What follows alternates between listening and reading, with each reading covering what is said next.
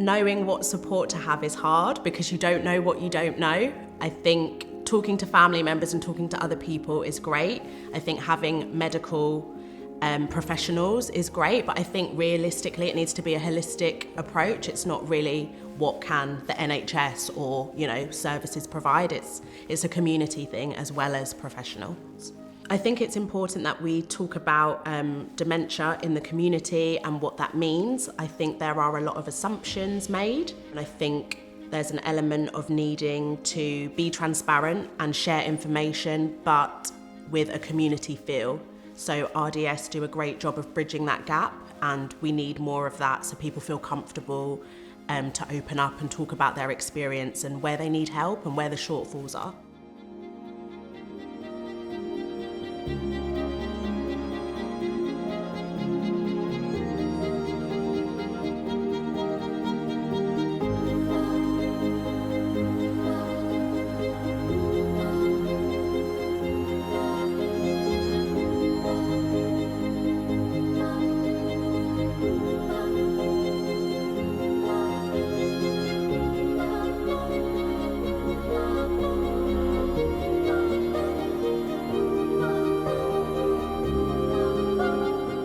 It just seemed like something that we could do where we could actually give something back.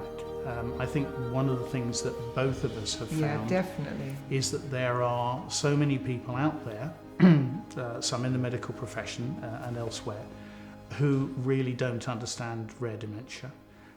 They have this assumption that anybody with rare dementia is 87 years old and can't find their door keys.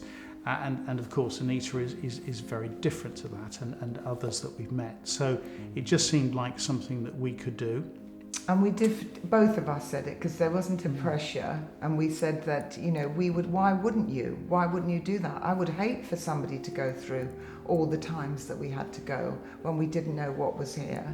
And at times it was hard with our family, saying, you've got to go, and, having that. But I think it's important to try and show it, because our GP is lovely and very nice person, but I bet if you go out, people say to me, there's nothing wrong with you. There's nothing wrong with you. And I think, well, there is, but you can't see it. And sometimes that's really hard. And I think that was one of the things we said, is that we could go, Simon and I decided that maybe we could then do the cascading, because we'd like to help in health places and people that is going to help them so they can get a diagnosis earlier.